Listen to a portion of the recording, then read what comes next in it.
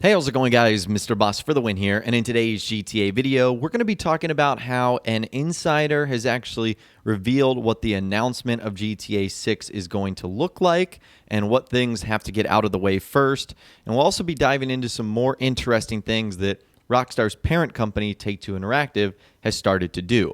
So to get you guys caught up, the other day we heard from a reputable insider who has had a history of correctly predicting big-time movie releases, and he's very well informed in this industry.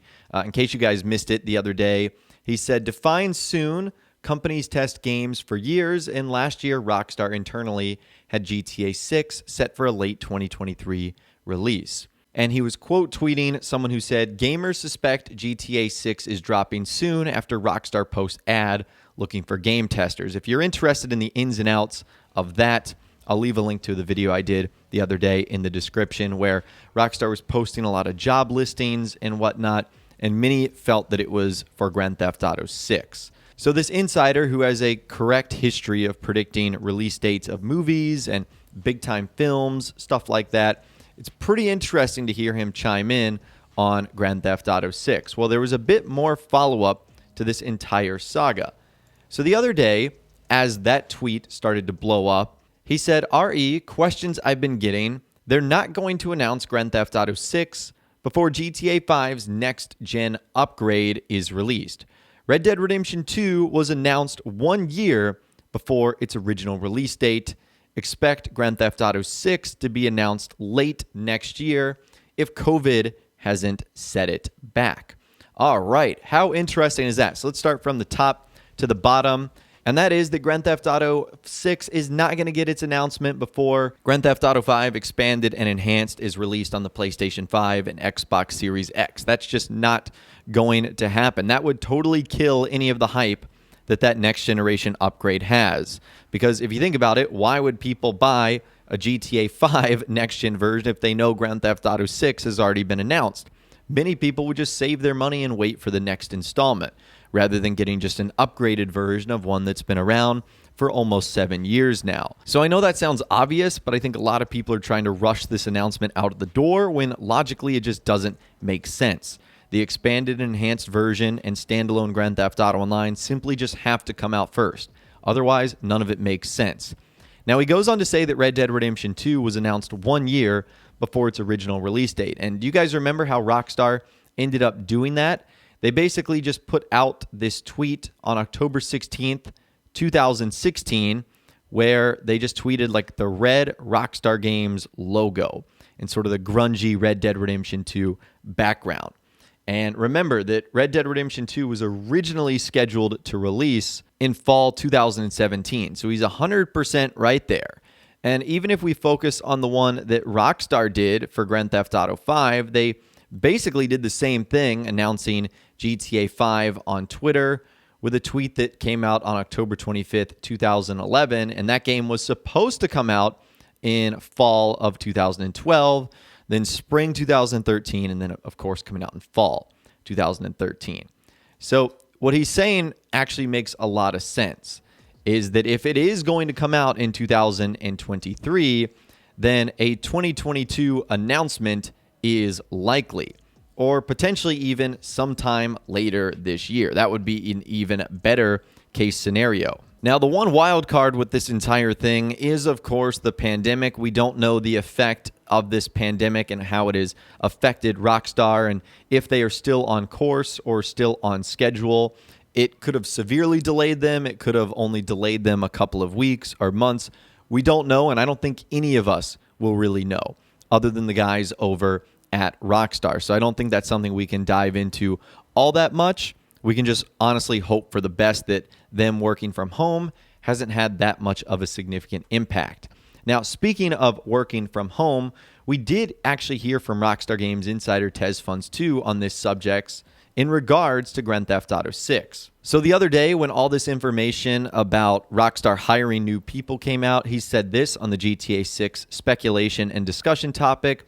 He said, "One of the benefits of work from home is that Rockstar could expand staff extensively without having to worry about office space.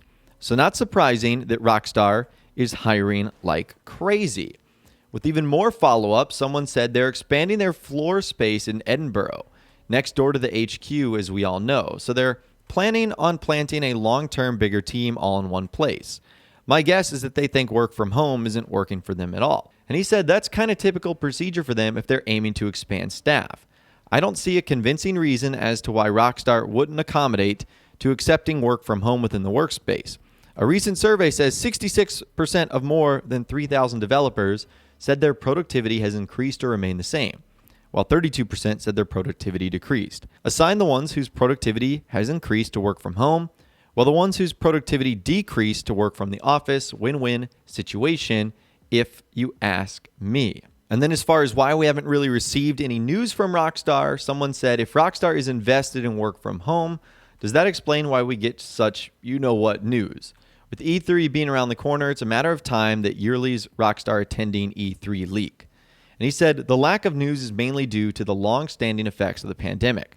Rockstar and most game developers expanding staff, with some of them working fully from home, would be an incentive aiming at minimizing the effects. So I know there's not a ton of news that jumps out there, but this could explain why Rockstar hasn't made any big-time announcements really over the last year, other than the updates that have come out for Grand Theft Auto Online and Red Dead Online, and then the initial announcement of the expanded and enhanced version of GTA 5, but we haven't gotten any more information on that since their original announcement almost a year ago to date, which is kind of scary if you think about it. Now, really quickly shifting back to Red Dead Online, there was only one follow-up question that he answered, with someone saying, have you heard anything about an RDR2 remaster / next-gen version?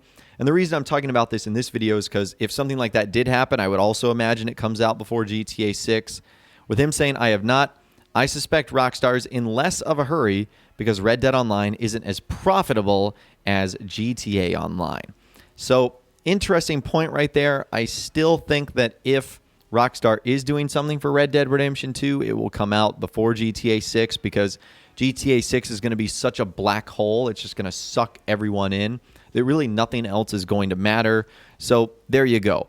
That's what I think is going on with the announcement of Grand Theft Auto 6. A couple of things kind of just have to come out first. That's not really a surprise here. And also, Rockstar doing hiring might not necessarily be specifically for GTA 6, but rather them just trying to minimize the efforts of the last year and the toll that that has had not only on everyone, but the video game industry in particular. So I would definitely love to hear from you guys in those comments down below on what we talked about in this video today. What do you think an announcement for GTA 6 looks like? Do you think it's going to come later this year in 2020, 2023? What do you think has to come out before Grand Theft Auto 6? Do you think it has to be GTA 5, something with Red Dead? Let me know what you guys are thinking in those comments down below. I'd love to hear from you guys down there. If you guys did go on to enjoy this video, though, a like rating would, of course, be awesome. And be sure to subscribe to my YouTube channel if you are new. You want to stay up to date on all the latest GTA and Red Dead Redemption videos that I'm doing here on my channel. And be sure to ring that notification bell as well. Sometimes YouTube just doesn't work, and if you ring that bell, you'll always be guaranteed to be notified when new videos arrive. But of course, as always, guys, thank you all so much for watching.